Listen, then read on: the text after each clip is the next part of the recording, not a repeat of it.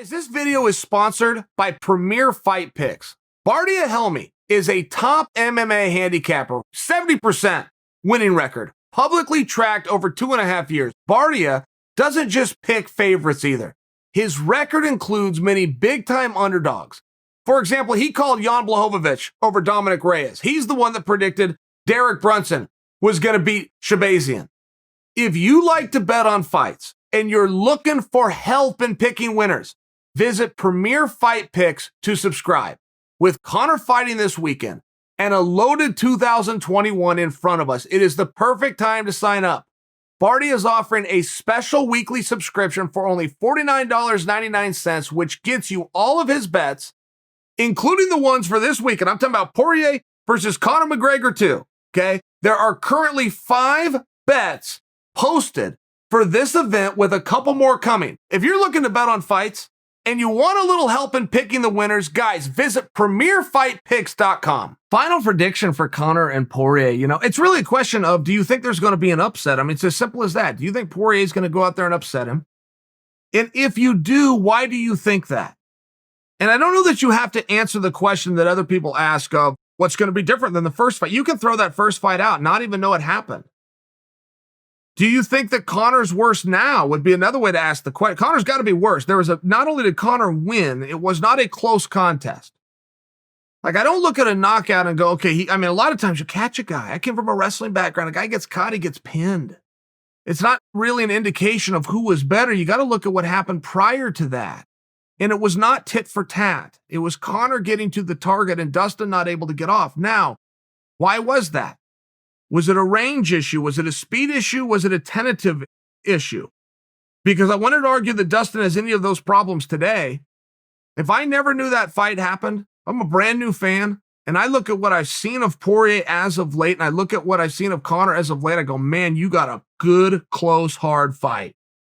It would seem as the minutes go by, and particularly as the rounds go on, that's going to start to favor Dustin more. And you're probably going to have 2 to 3 minutes of hell if you're Dustin. Conor's a buzzsaw. When that referee says, are you ready to fight? And Conor says, yes, he means it. And he comes out and he starts a fight. There is not a feeling out process. There's not a lot of downtime. He's going to come out. He's going to talk to you. He's going to taunt you to get a reaction. And then he's going to counter you. If he talks to you and taunts you and you do not give him a reaction, then he'll go on the offense.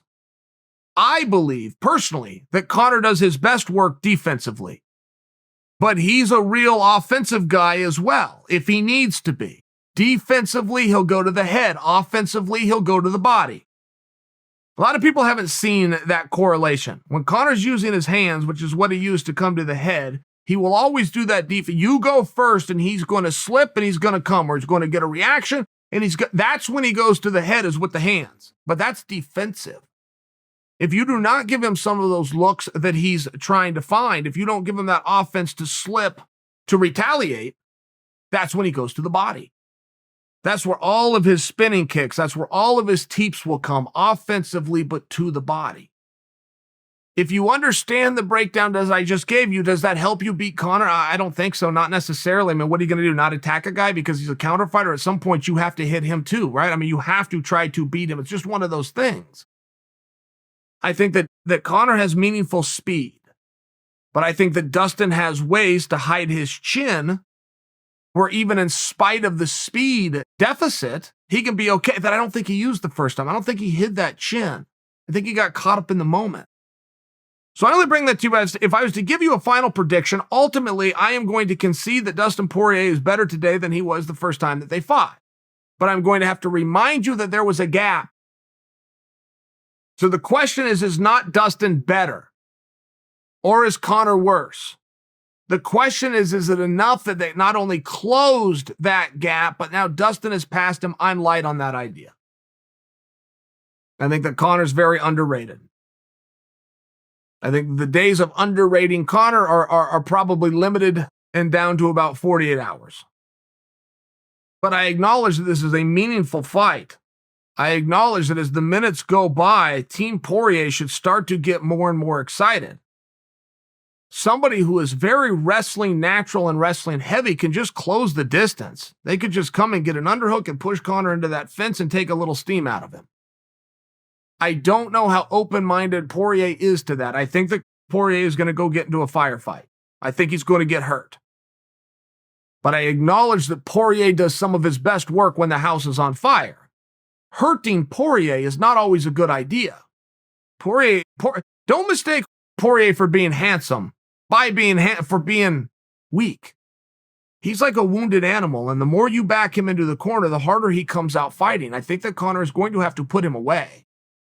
If this fight is to go to a decision, it likely goes to Poirier. If this fight gets stopped early, it goes to Conor. Ultimately, those are my choices. That's how I see it, and those are my choices, and I am choosing to believe it gets stopped early.